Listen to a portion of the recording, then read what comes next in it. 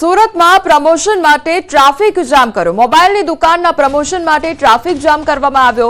Social media માટે લોકોના જીવ જોખમમાં મૂકવામાં આવ્યા। વરાછા વિસ્તારમાં દુકાન માલિકે નિયમો નેવે મૂક્યા હતા। વરાછા વિસ્તારની મોબાઈલની દુકાનના પ્રમોશન માટે ટ્રાફિક જામ કર્યો। ફોલોઅર્સ વધારવા જાહેર રસ્તા પર સ્ટન્ટ કર્યા। લોકોને ચાલુ જીપમાં મોબાઈલની દુકાન ધરાવતા વ્યક્તિએ ગિફ્ટ આપી છે। તો સુરતના વરાછા વિસ્તારની આ ઘટના કે જ્યાં ટ્રાફિક જામના દ્રશ્યો સર્જાયા છે। સંવાદદાતા કીર્તેશ અમારી સાથે જોડાઈ ગયા છે। કીર્તેશ, પ્રમોશનના નામે ટ્રાફિક જામ કરી દેવામાં આવ્યો છે। આખરે કયા પ્રકારની પરિસ્થિતિ સર્જાઈ હતી? શું પ્રમોશન કરવામાં આવ્યું હતું? બિલકુલ, આ વિડીયો થોડા સમય પહેલાનો છે, સોશિયલ મીડિયામાં વાયરલ થયો છે અને જે પ્રકારે વિડીયો પાછળના લખાણો સામે આવી રહ્યા છે કે જો સામાન્ય વ્યક્તિ આ પ્રકારના સ્ટન્ટ કરે તો તેના દંડનીય કાર્યવાહી કરવામાં આવે છે, કાયદાકીય કાર્યવાહી કરવામાં આવે છે। પણ સુરતમાં કેટલી મોબાઈલની દુકાનો વાળા પોતાની દુકાનનું પ્રમોશન કરવા જે પ્રકારના સ્ટન્ટ કરતા હોય છે, રસ્તા પર ફ્રી ગિફ્ટ આપતા હોય છે, જેને લઈને લોકોને અડચણરૂપ થતી હોય છે। એટલે કે જીવનું જોખમ સાથે સાથે ચાલુ ગાડીએ જે રીતે મોબાઈલ આપવામાં આવતા હોય છે, ગિફ્ટ આપવામાં આવતી હોય છે, જેને લઈને લોકોને અકસ્માત થવાનો ભય છે।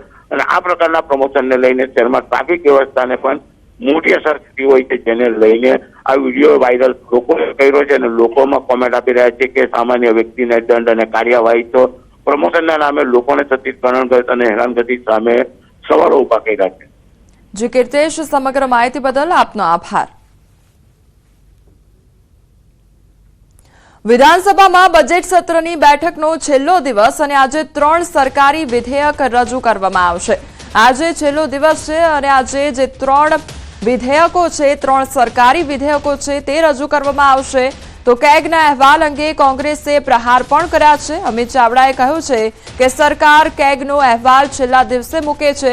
છેલ્લા કેટલાય વર્ષોથી સરકારે આ પરંપરા શરૂ કરી છે, જેથી પ્રજાના ટેક્સના પૈસાનો વ્યય થાય છે। સરકાર ચર્ચા કરવા નથી માંગતી તેવું પણ અમિત ચાવડા દ્વારા કહેવામાં આવ્યું છે।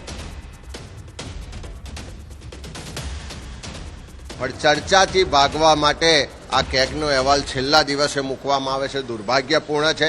જો પહેલા દિવસે મૂકવામાં આવ્યો હોત તો પ્રજાના ચૂંટાયેલા તમામ 182 પ્રતિનિધિઓ એ અહેવાલ જાણી શકત, વાંચી શકત અને આખા વહીવટી તંત્રમાં જે પ્રજાના ટેક્સના પડસેવાના પૈસા છે એ યોગ્ય જગ્યાએ વપરાય છે કે કેમ, યોગ્ય જગ્યા સુધી પહોંચે છે કે કેમ, ક્યાં ગેરવહીવટ થાય છે, ક્યાં ભ્રષ્ટાચાર થાય છે, કોણ જવાબદાર છે, એ બધી જ ચર્ચા થઈ શકી હોત।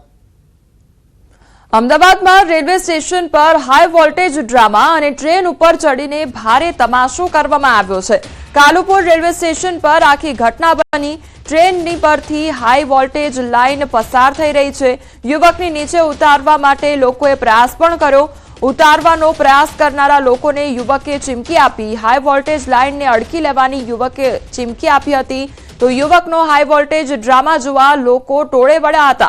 યુવકે ટ્રેન ઉપરથી નીચે ન ઉતરતા તંત્ર દોડતું થયું હતું। પોલીસે હાઈ વોલ્ટેજ લાઇન બંધ કરાવીને યુવકને નીચે ઉતાર્યો હતો। તો યુવક દ્વારા આ ડ્રામા કરવામાં આવ્યો હતો અને નીચે ઉતરવાનું નામ નહોતો લઈ રહ્યો। ત્યારબાદ તંત્ર દ્વારા જે હાઈ વોલ્ટેજ લાઇન હતી તે બંધ કરીને યુવકને નીચે ઉતારવામાં આવ્યો હતો।